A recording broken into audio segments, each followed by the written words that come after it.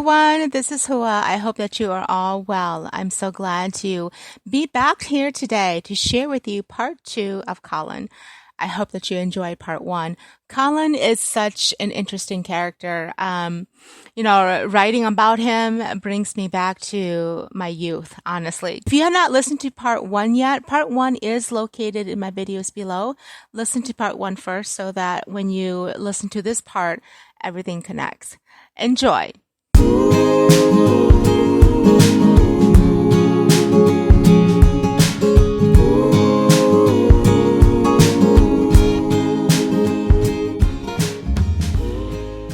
The fact of the matter is, I was looking for an escape route, and Maya happened to be it.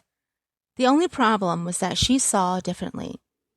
After our conversation took place, I went home to find her sitting comfortably with Lincoln outside on our pool chairs, drinking what looked like cherry vodka. The two were engrossed in deep conversation about biology. Again. Ugh. When I stepped out, her eyes met mine since she was sitting facing me, and her face paled. Lincoln saw this and turned around to catch me entering. He stood up and forced a laugh. Ah, Maya? This is my cousin Collin. I take it you already know Maya, Lincoln said. I smiled as she stood up and crossed her arms across her chest. You two are cousins? She asked in disbelief. How is that even possible? I laughed. It's called mixing and matching DNA from a man to a woman. You ought to try it out with me. I'm pretty good, you know. Lincoln coughed. All right, stop your tricks, Collin. We're just about to leave. Maya rolled her eyes and gathered her bag. Lincoln walked ahead, and when she walked past me, I grabbed her hand and stole a kiss on her knuckles. She had this bloody murder look on her face, and I wanted to laugh as she hurried after my cousin. That ought to teach her.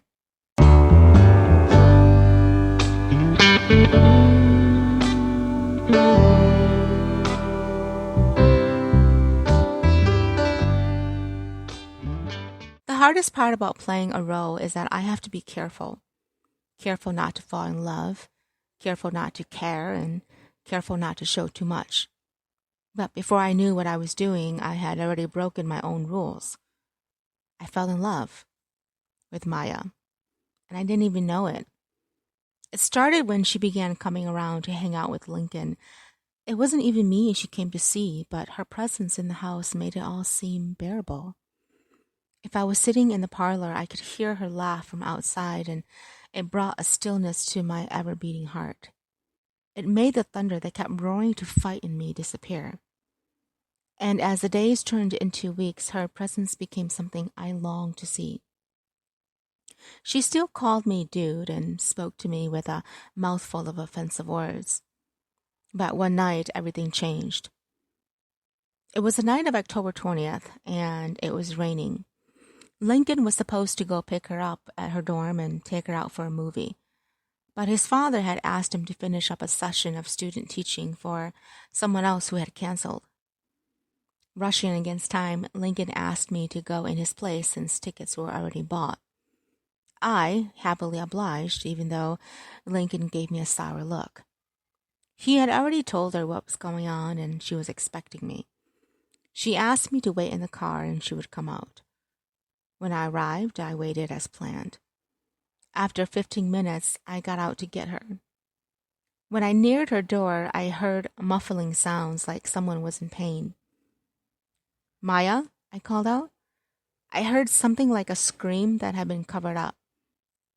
I kicked the door open, and there she was, fighting off her roommate's drunken boyfriend who was trying to do something dirty. I pushed the heavy maid off, and he fell over, already passed out. She was crying as she ran into my arms and held me. I felt her whole body shaking, and I could hear her teeth chattering. I took off my sweater and wrapped it around her. Get me out of here now, she cried. Okay, I can do that. I brought her out to my car, and we drove to a place I called my hiding gem. It was a lake in the middle of nowhere, really, with a lot of trees and a small dock where we could sit. No one I knew came there. We walked out to sit with our legs dangling into the water as the rain began to clear, and I reached over to hold her hand. She took it, and then she started crying again. God, I was so scared. I'd never been that scared in my life before, she said as she wiped her eyes. Joni is always bringing back bad guys into our dorm, and I was afraid that this would happen. How long has this been going on? I asked. She wiped her eyes and ran a trembling hand through her hair. Since I started school. It's gotten worse, and half the time the guys are drunks and they just pass out on the floor. And I can't afford to be living by myself either. I don't know why I said what I said, but before I knew it, I uttered out loud, "Why don't you just come stay with me?" At first she was silent, and then she laughed. Are you serious? Why would I do that? I mean, what would Lincoln think? I brought up my hands. Okay. Tell me, is there something going on between you and him? Because if there is, I just need to know, and I'll gladly step away. She bit her lower lip. And if there isn't? I lowered my lips to her ear and whispered, "Then I'll stay closer to you." Before I moved away, I made sure my lips brushed against her cheek. I heard her gasp, and then she moved away from me. Her cheeks were flushed as she looked anywhere but my eyes. Lincoln says it's his house, not yours. If it's not your house, why would you invite me to stay with you? I tilted her chin to look up at me. I didn't say stay at Lincoln's house. I said stay with me. It implies that I would be moving out and you'd be moving in. Moving in? She asked. For a man and a woman, isn't that supposed to be, I mean, I don't know, something romantically involved before that can happen? I laughed and put my hands on her shoulders. Maya, you said so yourself. You were not attracted to me and that I needed to take my trash somewhere else. If this is how you still feel, moving in means we're roommates. You and I can still date other people. Don't make this harder than it is. I'm simply offering you a chance to get away from that shitty roommate of yours. She smiled. And what makes you think you're not as shitty as she is? I raised my eyebrows. Well, for one, I won't be bringing home drunken guys who would pass out on the living room floor. What about girls? Smiling, I replied, no. I like my girls to be alert and wide awake as I make love to them. This had her blushing, and she turned away from me. It was then that she realized she was still wearing my sweater. When she reached to take it off, I stopped her. Keep it. Looks better on you. She smiled, and she gave me a look that hit me deep in the chest. Thanks, Collin. I guess you're not so bad after all.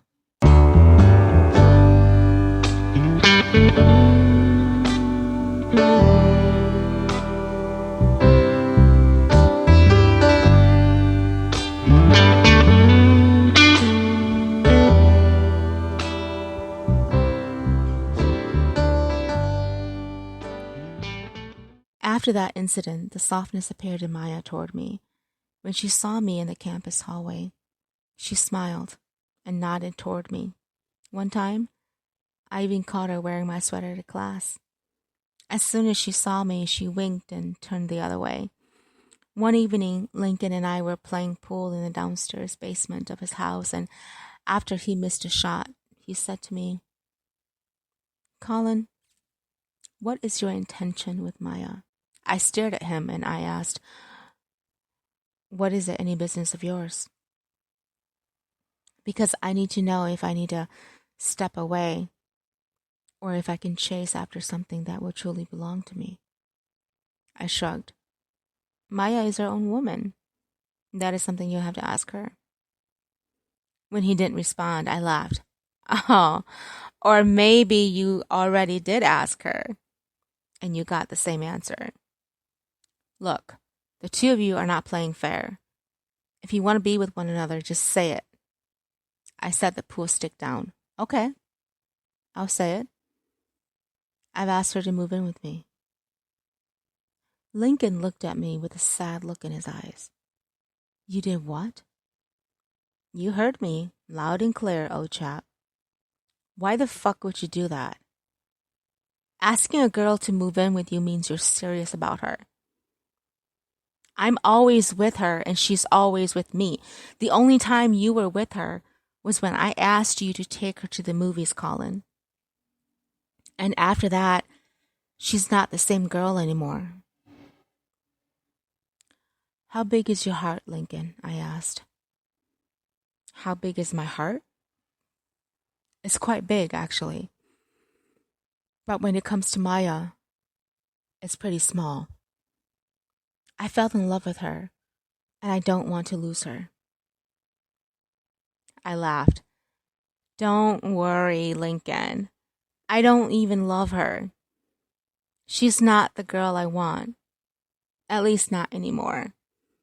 I've seen the way she looks at you, and she doesn't give me the same look.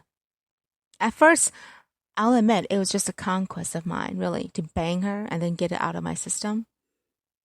After that, I was going to hand her off to you and let you lick up her wounds. But I decided I wasn't going to do that anymore. I guess you can say I'm a changed man. And right as I said this, Maya rounded the corner wearing my sweater and her eyes full of tears. The look on Lincoln's face was pure happiness as she entered the room, and I felt as if my lungs were ripped apart. Maya, I said.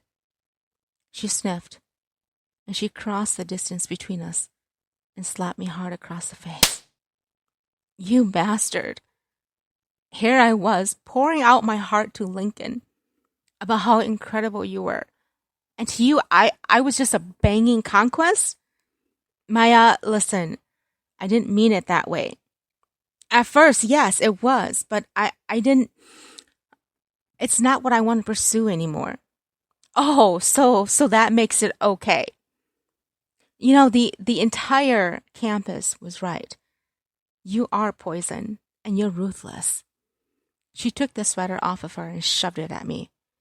If you ever come near me again, I'll break your legs. As she left, Lincoln turned to look at me, and I threw the sweater to the ground. What the fuck was that? I asked. Why would you set me up like that? That was pretty low of you, cousin. He set his pool stick down. She told me how she wanted to take another look at our relationship and remain friends. I fell in love with her, and I wanted more.